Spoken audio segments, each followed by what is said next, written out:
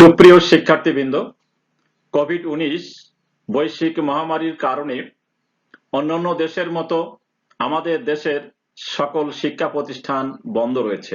মাননীয় প্রধানমন্ত্রী তোমাদের পড়ালেখায় যাতে ক্ষতি না হয় সে কথা বিবেচনা করে অনলাইনে ক্লাস নেওয়ার জন্য প্রচলিত কারিকুলাম ও সিলেবাস অনুযায়ী সংশ্লিষ্ট বিষয়ে অনলাইনে পাঠদান করার জন্য শিক্ষকবৃন্দকে একটি নির্দেশনা প্রদান করেছেন। এরই ধারাবাহিকতায় সরকারি এলবিকে ডিগ্রি মহিলা মহাবিদ্যালয়ের শিক্ষকবৃন্দ অনলাইনে পাঠদান কার্যক্রম চালিয়ে যাচ্ছেন। তোমরা এই পাঠগুলো ভালোভাবে দেখবে আর অনুশীলন করবে। আমাদের দৃঢ় বিশ্বাস নিয়মিত পাঠ অনুশীলনের মাধ্যমে তোমাদের পড়ালেখার ক্ষতি কিছুটা হলেও পুষিয়ে নিতে পারবে বা উপকৃত হবে। আজকের পাঠের শুরুতে তোমাদের সকলকে শুভেচ্ছা ও অভিনন্দন। আজকের পাঠ উপস্থাপনায় আমি রাধাকান্ত মণ্ডল, প্রভাষক বাংলা বিভাগ, সরকারি এলবিকে ডিগ্রি মহিলা কলেজ, ডাকবাজুয়া, উপজেলা দাকক, খুলনা। ফেসবুক রাধাকান্ত মণ্ডল, মোবাইল নম্বর 01716551159। আজকের পাঠ পরিচিতি। নির্মিতি অংশ, খুদে গল্প লিখন, প্রথম পর্ব। এই পাঠ শেষে শিক্ষার্থীরা যা জানতে পারবে: খুদে গল্প কি বলতে পারবে, খুদে গল্পের প্রাথমিক ইতিহাস বর্ণনা করতে পারবে, খুদে গল্পের উপাদানসমূহ উল্লেখ করতে পারবে, খুদে গল্পের বৈশিষ্ট্যসমূহ বর্ণনা করতে পারবে, খুদে গল্প লেখার কৌশলগুলো আয়ত্ত করতে পারবে। শিক্ষার্থীবৃন্দ প্লট অনুযায়ী খুদে গল্প রচনা করতে পারবে। এবার আমরা জানব খুদে গল্প কি। গল্প যে কোনো সাহিত্যের একটি উৎকৃষ্ট শিল্পকর্ম। গল্প শব্দটির উদ্ভব সংস্কৃত জল্প শব্দ থেকে, যার অর্থ হলো জল্পনা বা কল্পনা। বাস্তব অভিজ্ঞতার সঙ্গে কল্পনার গ্রহণযোগ্য সংমিশ্রণে রচিত হয় গল্প। গল্প বিভিন্ন প্রকার হয়ে থাকে। এসবের মধ্যে খুদে গল্প হচ্ছে সংক্ষিপ্ত পরিসরে রচিত গল্প। ক্ষুদ্র থেকে খুদে শব্দটির উদ্ভব, যার অর্থ অতি ছোট। খুদে গল্পের সহজ সংজ্ঞার্থ হলো সংক্ষিপ্ত বর্ণনাত্মক কাহিনী যখন গল্পের স্বাদে ক্ষুদ্র আকার ধারণ করে তখন তাকে খুদে গল্প বলা হয়। এ ধরনের গল্পে অবশ্যই গল্পের কিছুটা বৈশিষ্ট্য বা স্বাদ থাকতে হবে।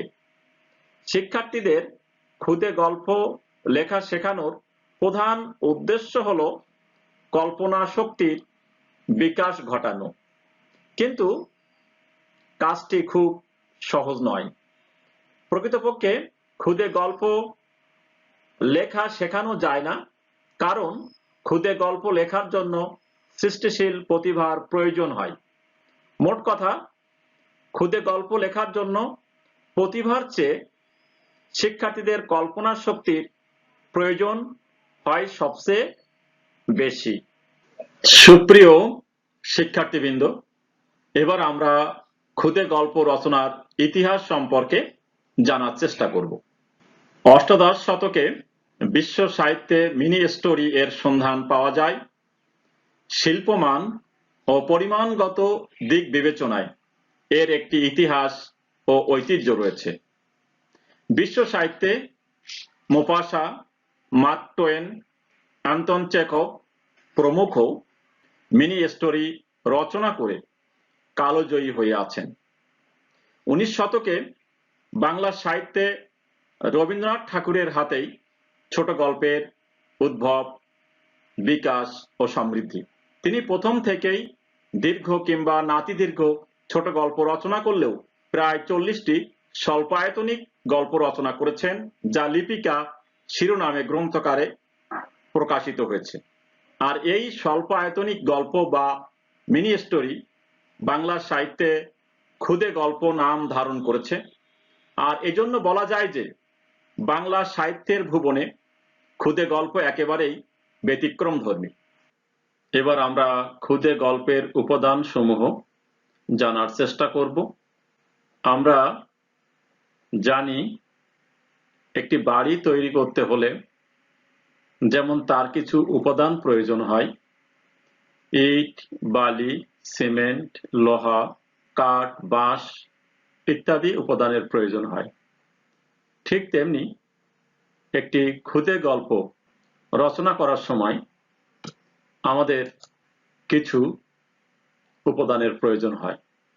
ক্ষুদে গল্প সৃষ্টির উপাদানসমূহকে মোটামুটি ভাবে আমরা 5 ভাগে ভাগ করতে পারি, যথা কাহিনী বিন্যাস 1, 2 ঘটনা বিন্যাস ও সুষ্ঠু পরিবেশ রচনা, 3 চরিত্র সৃষ্টি, 4 সংলাপ এবং 5 ভাষা ও রচনা শৈলী।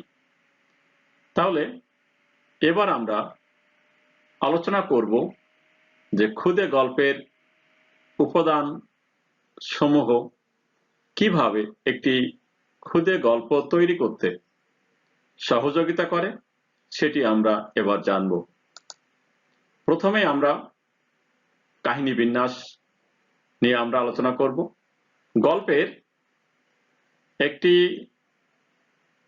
কাহিনী বা ঘটনা থাকবে, এটাই স্বাভাবিক। কাহিনী গল্পের অবয়ব। এর উপস্থাপনা, ক্রমবিকাশ ও পূর্ণতা বা সমাপ্তির মধ্য দিয়ে একটি গল্পের পূর্ণাঙ্গ চেহারা পরিস্ফুট হয়। সেজন্য গল্পের সাধারণত 3টি সুস্পষ্ট অংশ থাকে: সূচনা, বিস্তার ও সমাপ্তি। সূচনা অংশ সংক্ষিপ্ত হওয়া বাঞ্ছনীয়। সূচনায় গল্পের পটভূমি তৈরি হয়ে কাহিনীর একটি ক্রমবিকাশ লাভ করে থাকে। এরপরে দ্বিতীয় যে উপাদানটি আছে সেটি হচ্ছে ঘটনা বিন্যাস ও পরিবেশ রচনা। গল্পকার কথার পরে কথা সাজিয়ে গল্প রচনা করেন। ঘটনার বিন্যাস বলতে গল্পের কাহিনীর বিন্যাসকে বোঝায়, অর্থাৎ একটি ঘটনা পরে আরেকটি ঘটনা বিন্যস্ত করাকেই ঘটনা বিন্যাস বলা হয়।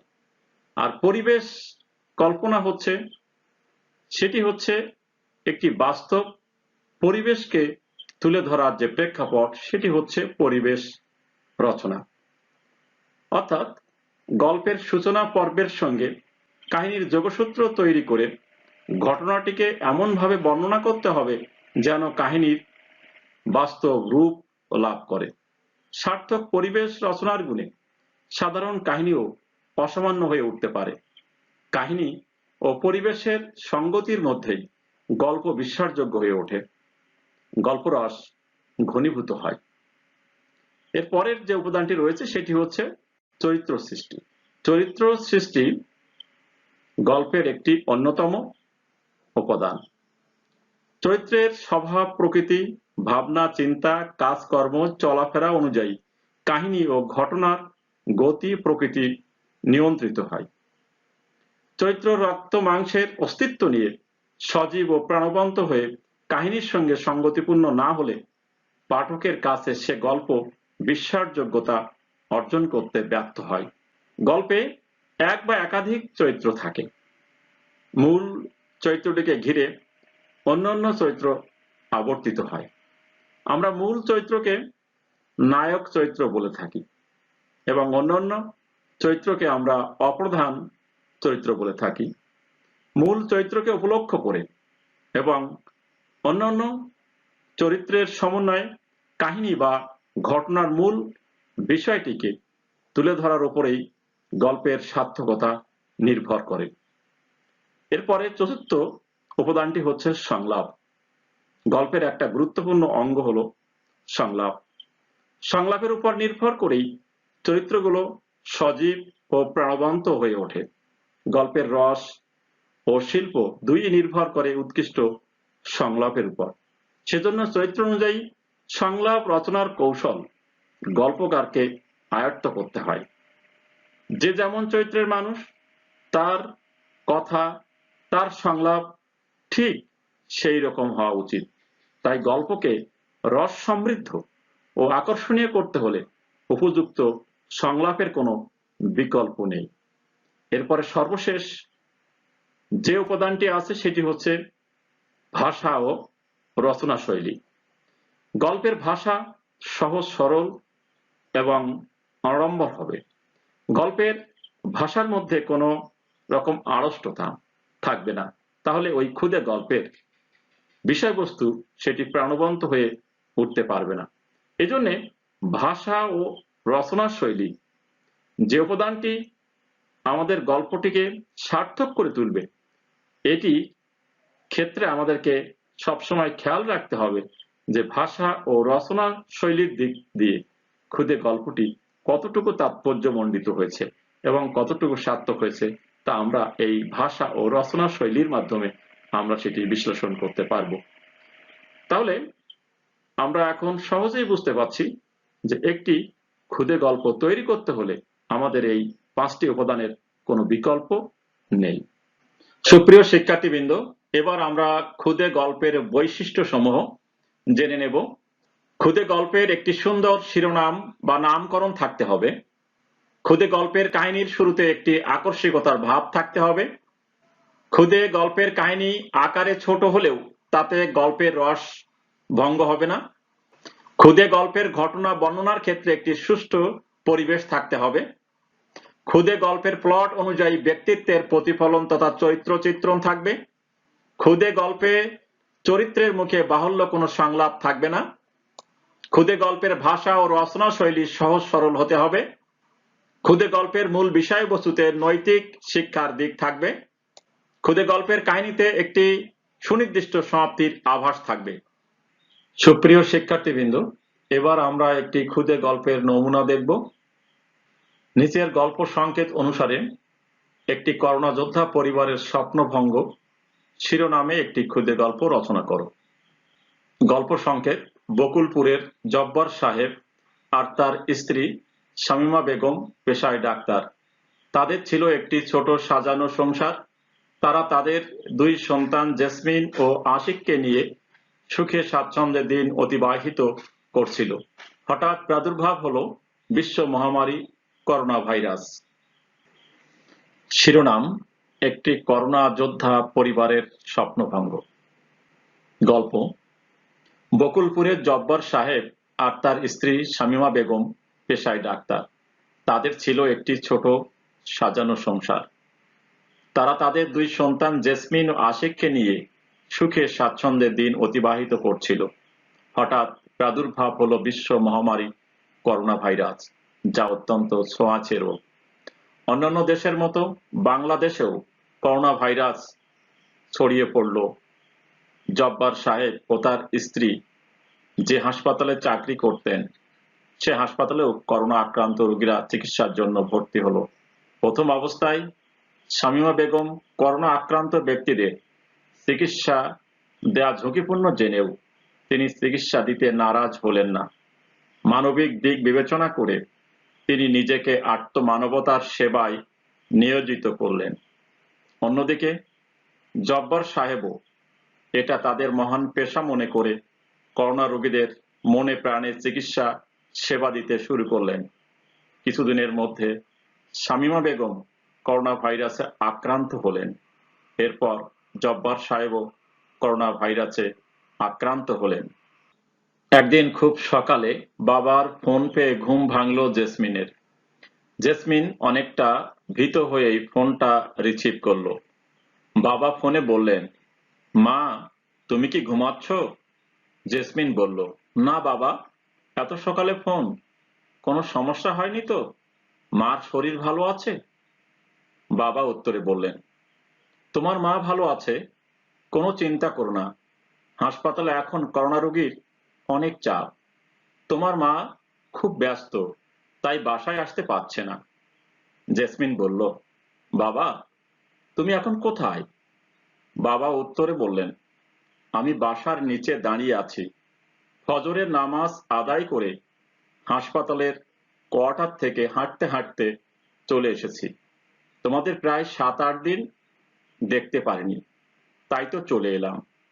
একটু বারান্দায় এসো তো মা। আমি এক দৌড়ে বারান্দায় গিয়ে দেখি আমার বাবা বারান্দার দিকে তাকিয়ে আছে। আমি বাবাকে বললাম, আপনি নিচে দাঁড়িয়ে আছেন কেন? উপরে আসেন। তখন বাবা আমাকে দেখে মৃদু হেসে বললেন, না মা, এখন বাসায় যাব না। জেসমিন বলল, কেন বাবা? বাবা উত্তরে বললেন, আমি অনেক রেড জোন পেরিয়ে এসেছি, আবার এখনই হাসপাতালে যেতে হবে। জেসমিন বলল, বাবা, আপনাদের ছাড়া ভালো লাগে না। মাও কিছুদিন ধরে আমাদের সাথে ঠিকমতো কথা বলছে না। এ অবস্থায় আপনাদের আর করোনা রোগীর চিকিৎসার প্রয়োজন নেই। তখন বাবা বললেন, না মা, তা হয় না। আমরা পেশায় ডাক্তার, রোগীর চিকিৎসা করাই আমাদের কর্তব্য। এখন যদি আমরা করোনা রোগীর চিকিৎসা না করি, তাহলে দেশ ও জাতির সাথে বেইমানি করা হবে।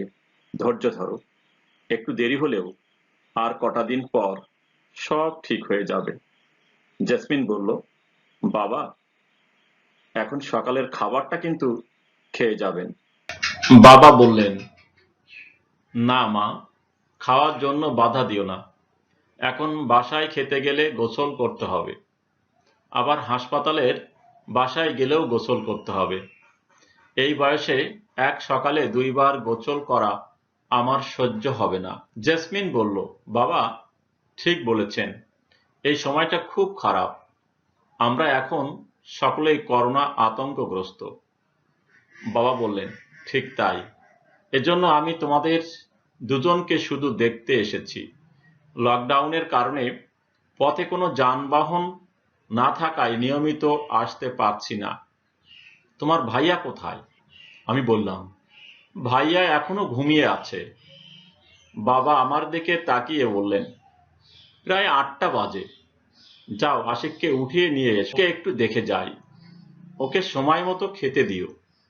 ঠিক আছে বাবা। আমি ভাইয়াকে ডেকে নিয়ে দ্রুত বাসার নিচ তলায় আসলাম। বাবা আমাদের বললেন, তোমাদের নিচে নামতে হতো না, উপরের বারান্দায় দাঁড়ালেই চলতো। সেদিন বাবা তার মুখের মাস্কটা খুলে ভাইয়াকে একটু আদর করবে বলে কাছে আসতে চাইলো, কিন্তু কি ভেবে 4-5 ফুট দূরে সরে গিয়ে টিস্যু পেপার দিয়ে চোখ আড়াল করে মুছতে লাগলো। আর মনে মনে হয়তো চিন্তা করছিলেন যে স্নেহের পরশকে ছোঁয়া যাবে না এখন, করোনা পজিটিভের কথাটাও ওদের বলা যাবে না। একটু পরে বাবা লুকোচুরি খেলার মতো নিজেকে সম্পূর্ণ গোপন করে চোখ মুছতে মুছতে আশিকের দিকে অবাক দৃষ্টিতে তাকিয়ে বললেন, শহরের চারিদিকে করোনা ভাইরাসের ভীষণ প্রাদুর্ভাব। একান্ত প্রয়োজন ছাড়া বাসার বাইরে কোথাও যাবে না। প্রত্যহ স্বাস্থ্যবিধি মেনে চলবে। তোমার আপার কথা মতোই চলার চেষ্টা করবে। আশিক একান্ত বাধ্য ছেলের মতো বাবাকে বলল, জি বাবা, আপার কথা মতোই চলবো। অতঃপর বাবা জেসমিনকেও উদ্দেশ্য করে বললেন, জেসমিন, তোমাদের স্কুল কলেজ বন্ধ। এ সময় পড়ালেখায় পিছিয়ে থাকলে চলবে না। বাসায় নিয়মিত অনলাইনে ক্লাস করবে। তুমি বড়, তোমার ভাইয়ার খোঁজ খবর রাখবে, আর সময় মতো নামাজ পড়বে। সবার জন্য দোয়া করবে। অতঃপর বাবা আমাদের দুজনের দিকে অপলক দৃষ্টিতে তাকিয়ে এ দেখা যেন তার শেষ দেখা না হয় ভেবে পুনরায় অশ্রু মুছতে মুছতে বললেন, তোমাদের বাজার লাগলে চাচাকে বলবে, আমি সবকিছু বলে রেখেছি। আমি আসতে না পারলেও তোমাদের চাচা নিয়মিত বাজার করে দিয়ে যাবে। সময় মতো গোসল করবে আর খাবার খেয়ে নেবে। মার জন্য চিন্তা করো না, ফিরে আসবে। তোমরা বাসায় যাও, সাবধানে থেকো, ভালো থেকো। আজ আসি। আজ বাবাকে বিদায় দিতে গিয়ে আমি হাউমাউ করে কেঁদে উঠলাম। অন্য কোনো সময় আমার এতটা কষ্ট হয়নি আজ যতটা হচ্ছে, কিন্তু বাবাকে তার মহান কর্তব্য পালনেও আর বাধা দিতে পারলাম না। শুধু আল্লাহর কাছে দুহাত তুলে ফরিয়াদ করলাম, আমার বাবা মা যেন সুস্থ থাকে। কিছুদিনের মধ্যেই করোনা ভাইরাসে আক্রান্ত করোনা যোদ্ধা জেসমিন ও আশিকের মা সুস্থ হয়ে উঠল, কিন্তু বিধিপাম তাদের প্রিয় বাবা করোনা ভাইরাসে মৃত্যুবরণ করল। চিরদিনের জন্য পিতার আদর থেকে বঞ্চিত হলো ওরা দু ভাই বোন। শামীমা বেগম স্বামীকে হারিয়ে নির্বাক হয়ে গেল। অন্যদিকে বাবার মৃত্যুর শোককে শক্তিতে রূপান্তর করে নির্বাক মাকে জড়িয়ে ধরে ওরা বুঝতে পারল যে ওদের বাবা মরেনি, মৃত্যুকে জয় করে জান্নাতবাসী হয়েছে। আত্মমানবতার সেবার মাঝে কোটি মানুষের হৃদয়ে বেঁচে থাকবে চিরদিন। এখন ওদের দু ভাই বোনের স্বপ্ন ভবিষ্যতে বাবা মায়ের মতো আদর্শ ডাক্তার হয়ে মানুষের সেবায় নিজেদেরকে নিয়োজিত করতে চায়। সুপ্রিয় শিক্ষার্থীবৃন্দ, এবার খুদে গল্প লিখন অনুশীলন আমরা কিভাবে করব তার একটি উদাহরণ আমরা এখন দেখব।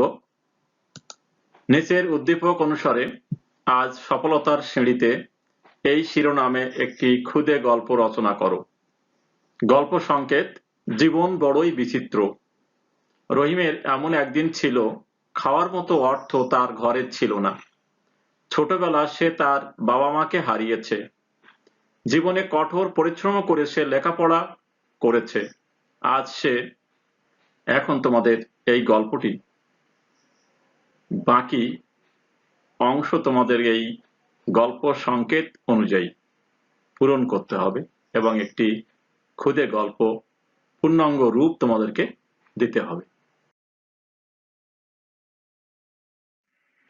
সুপ্রিয় শিক্ষার্থীবৃন্দ, খুদে গল্প লিখন সম্পর্কে আর কোনো জিজ্ঞাসা? তোমরা এতক্ষণ খুদে গল্প কি, খুদে গল্পের প্রাথমিক ইতিহাস, বাংলা সাহিত্যে খুদে গল্প লিখনের প্রয়াস, খুদে গল্প বৈশিষ্ট্য, তারপরে একটি খুদে গল্পের নমুনাও তোমরা দেখেছো। তো এ ব্যাপারে যদি তোমাদের আর কোনো প্রশ্ন থাকে তাহলে তোমরা কমেন্ট বক্সে লিখে জানাবে, তাহলে আমি তোমাদেরকে খুদে গল্প লিখন সম্পর্কে উত্তর দেওয়ার চেষ্টা করব। সুপ্রিয় শিক্ষার্থীবৃন্দ, তোমাদের সকলকে ধন্যবাদ। তোমরা স্বাস্থ্যবিধি মেনে চলবে, নিয়মিত পড়ালেখা করবে, আর অনলাইনে তোমাদের নির্ধারিত পাঠগুলো মনোযোগ সহকারে দেখবে।